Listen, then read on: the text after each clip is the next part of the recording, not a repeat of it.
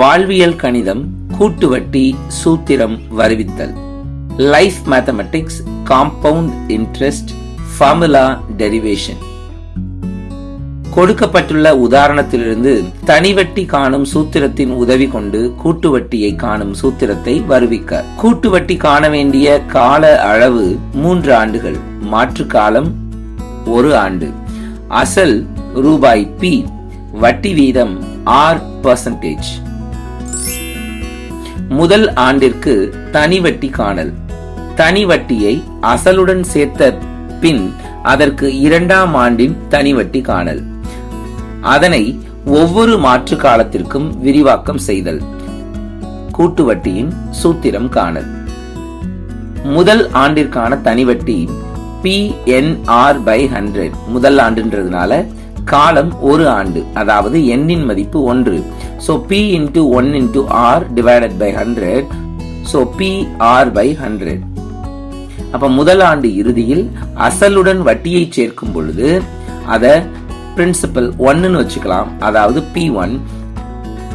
ஏற்கனவே இருந்த அசல் பிரின்சிபல் P பிளஸ் கிடைச்சிருக்கிற தனி வட்டி PR/100 ரெண்டையும் சேர்த்துக்கலாம். சேர்த்தா நமக்கு கிடைக்கிற விடை P1 is equal to P into 1 plus R/100. அவ்வளவுதான். அப்ப 2ஆம் ஆண்டிற்கான தனி வட்டி என்ன? P1 into 1 into R/100. அப்ப 2ஆம் ஆண்டு இறுதியில் அசலுடன் வட்டியை சேர்க்கும் பொழுது நமக்கு கிடைக்கக்கூடிய தொகையை பிரின்சிபல் 2 அப்படின்னு வச்சுக்கிறோம், அதாவது P2.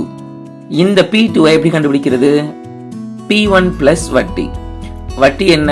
P1 R/100. இப்ப P1 வெளியில எடுத்துட்டோம்னா P1 into 1 plus R/100. இது ஈக்குவேஷன் 2ன்னு வச்சுக்கிறோம்.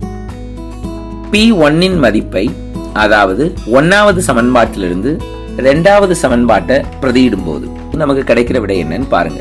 இப்ப P1 மதிப்பு 1வது சமன்பாட்டில இருந்து எடுத்து போட்டேன்னா P into 1 plus R/100. Already ஒரு 1 plus R/100 இருக்கா?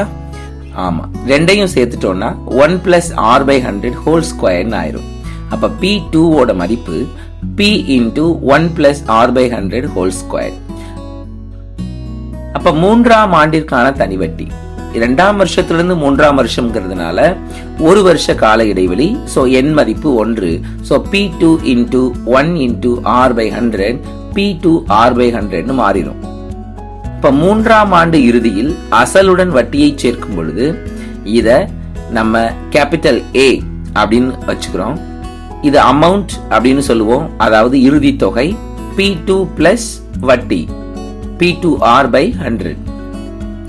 அப்ப இங்க P2 காமன் பண்ணிட்டோம்னா 1 plus R/100 உள்ள இருக்கும். இதுதான் ஈக்குவேஷன் நம்பர் 4.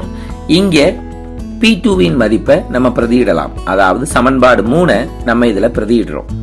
பிரதியிடும் போது P2க்கு பதிலா P into 1 plus R/100 whole square. வெளியில ஒரு 1 plus R/100 இருக்கு. So 1 plus R/100 whole square ஐயும் 1 plus R/100 ஐயும் மல்டிப்ளை பண்ணா 1 plus R/100 whole cube ஆயிடுது.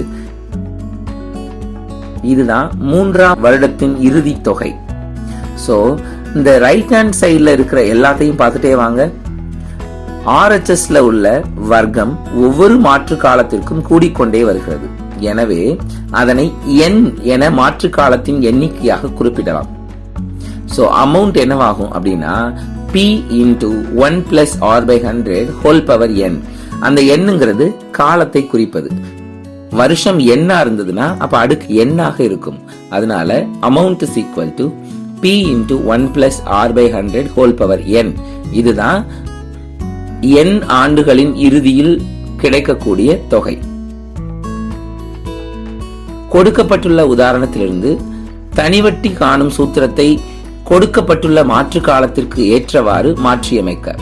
கூட்டு வட்டி காண வேண்டிய கால அளவு 5 ஆண்டுகள், மாற்று காலம் 3 மாதங்கள், அசல் ரூபாய் P, வட்டி வீதம் R%. அசலின் மதிப்பு ஒரு ஆண்டின் வட்டி வீதம் மற்றும் மாற்று காலம் P, R மற்றும் 3 மாதங்கள். 3 மாதங்கள் அப்படின்னா காலாண்டு, அதாவது மாற்று காலத்திற்குரிய வட்டி வீதம் r/4. ஏன்னா வட்டி வீதம் வருஷத்துக்கு கொடுக்கப்பட்டிருக்கு. நம்ம காலாண்டுக்கு கண்டுபிடிக்கணும்னா அதை 4ஆல வகுக்கணும். கூட்டு வட்டி காண வேண்டிய கால அளவில் உள்ள மாற்று காலங்களின் எண்ணிக்கை ஒரு வருஷத்துக்கு 4 காலாண்டுகள் இருக்கு. அப்ப 5 வருஷத்துக்கு 5 × 4 மொத்தமா 20 காலாண்டுகள். அப்படிதானே? ரைட். 5 ஆண்டுகளுக்கு உரிய கூட்டு வட்டி சூத்திரம். ஏன்னா A = P × 1 + R/100 power n. இங்க ரேட் ஆஃப் இன்ட்ரெஸ்ட் காலாண்டுக்கு R/4 மாறிடுச்சு. மொத்த மாற்று காலங்களின் எண்ணிக்கை 20 மாறிடுச்சு. சோ n இருக்க இடத்துல 20, R இருக்க இடத்துல R/4 நம்ம பிரதியிட்டு எழுதுறோம். அவ்வளவுதான். இங்கே R/4 இருக்கிற 4 டினாமினேட்டருக்கு இறங்குச்சுன்னா A = P × 1 + R/4 × 100 whole power 20 மாறிடும். So amount = P × 1 + R/400 whole power 20. புரிஞ்சுக்கிட்டீங்க தானே? அடுத்த வகுப்புல சந்திக்கலாமா?